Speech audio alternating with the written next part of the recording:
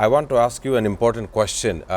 You see, Russia has exports of its natural gas towards all of these European economies, Finland, Slovakia, Slovenia. All of these nations depended usually on Russian oil and Russian energy for the cooling systems or the heating systems in this regard. But this time around, the Nord Stream pipeline, a pipeline which connects Russia towards Germany and for the export of these resources to keep these countries warm, it has been blown up earlier before in this fight. My question to you, Europe seems to be in a haphazard situation. America seems to be pulling closer towards the Russian idea. And not only so, in August, we've seen Donald Trump and Vladimir Putin meeting in Alaska. All of this creates a new hype regarding the fact that where will Europe now find their natural resources for their heating systems during this winter? We need to understand first how Europe used to get their main natural resources of their energy was from Russia, and mainly because it was also their closest border. Getting such energy from elsewhere, such as Saudi Arabia or United States, will be much costlier. However, whenever you think of the humanitarian atrocities that they committed, even though they might have to pay a higher price for energy, they should, in order to weaken Russia, for the way, because they finance the war through their energy.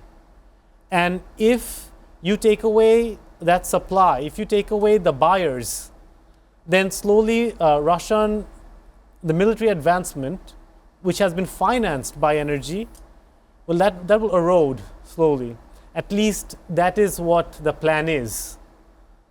Now, I understand the daily life for a civilian who lives in all the Eastern European countries and Germany. Life will get a bit tougher. Their bills, the energy bills, will definitely go higher. However, it's a price we must pay, or they must pay, in order to stop these atrocities that are happening in Ukraine. How do you think this will go against in the future days? Just a very short comment. Do you think that America will succeed in stopping Russia's aggression into Ukraine and to the whole of the NATO countries?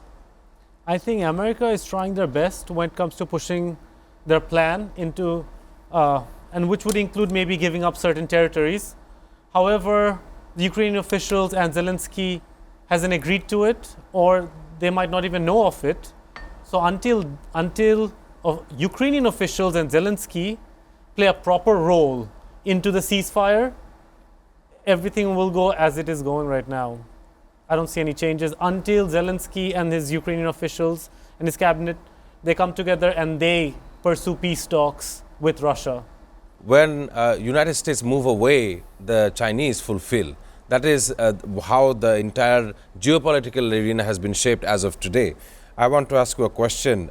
Of course, we know that Donald Trump has his rhetorics and stories about how he does not believe in climate change, how he does not have a fondness of understanding both left and the right spectrum of political maneuvering. But my question would be relating back to China. I want to ask you, do you think that fractures in this global leadership is going to cause a world war-like situation now that almost every nation is now looking towards to raise their defense military spending? You see Japan, a nation that we know is a pacifist nation, peace-loving nation, has increased their military spending. And I will come to the Japan-China issue, but I want to remain at the fractures in global leadership issue that I've brought on. How do you see this coming about? Rather than, I would say we might end up on another phase of the Cold War, but on a global scale. Right now, almost every superpower has nuclear weapons, and well, I don't think anyone actually plans to exercise them anytime soon, but it will keep tensions heightened, and it will also fracture trade in many senses, which will also impact the lives of the daily citizens, which ultimately will get most of the bad forms of it.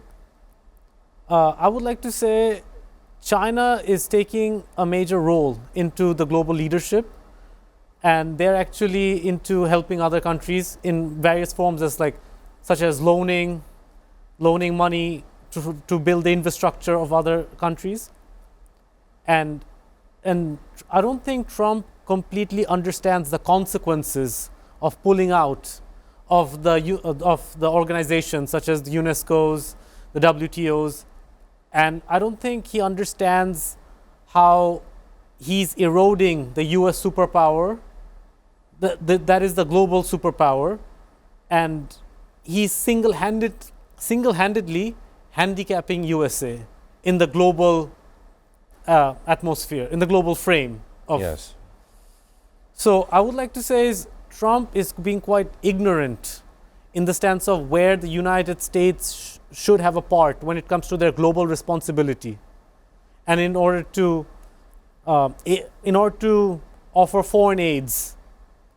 But if they fail in this responsibility, China will take over, and that will actually have a more, well, they will actually surpass the United States in terms of the next global superpower. You were hearing Norman Floyd Barnes talking about the recent Japan and China issue. What do you think? He also mentioned South Asia. He was referring to Bangladesh and the Indian subcontinent, as they still call it, an Indian subcontinent. But I wish they had called it a Bengal subcontinent. Anyhow, I want to understand how you felt about this Japan-China happening right on our corridor. Well, this actually plays a major effect to our economy, the subcontinent, especially because how we will favor as the Cold War, as Mr. Barnes has said, as the Cold War escalates, which side we will actually favor more. We know India and China has some tension between them. They had last tensions way back in 2018 as well. Yes. So now we'll see further, but also since they're not importing fish, they'll probably have to look elsewhere. And Bangladesh and India, and they can also play as a producer for some resources. Mm-hmm. So this might also indirectly maybe even affect us in a positive way. But we actually have to see the outcome before commenting further.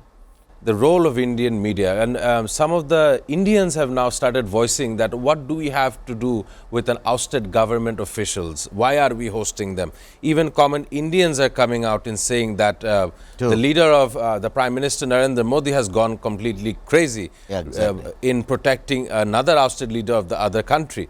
So Indians are now starting voicing out, especially given North and South Indians have cultural differences in understanding of running of their country. I want to come to Ahmed Alvi. I know that you've been observing this situation ever since August 5th, and the popular verdict had given a sentence of death to the ousted fugitive leader. I want you to comment on how you felt about Indian media giving the space to those who have committed heinous crimes last July, when we were all stuck at home. We could not go out. We only had 2 hours every day to take a step outside of the house.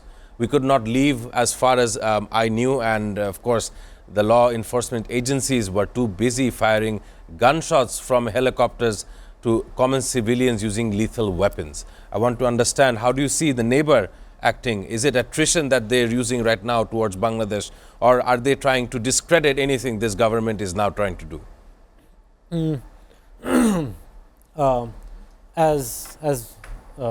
Mr. Brigadier General said, I actually do agree that they are trying to destabilize, I wouldn't say destabilize our government, but if they don't have control over it, they feel like they're losing power over us. Exactly. And I feel that they think, and the reason I believe that they're actually keeping these ousted leaders, I feel like they want people to slowly forget because people do tend to forget with time.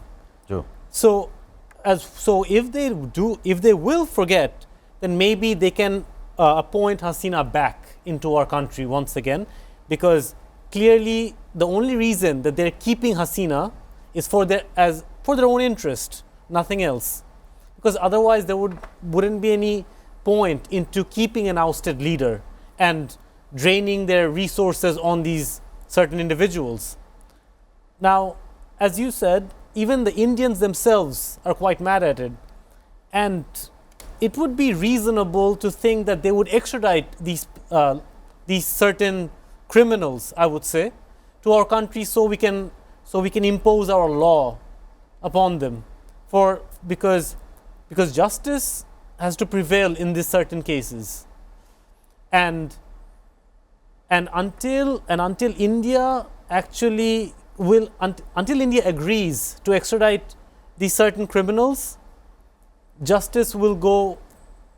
It will go. There won't be any justice. One can say justice hurried is justice buried. That was a caption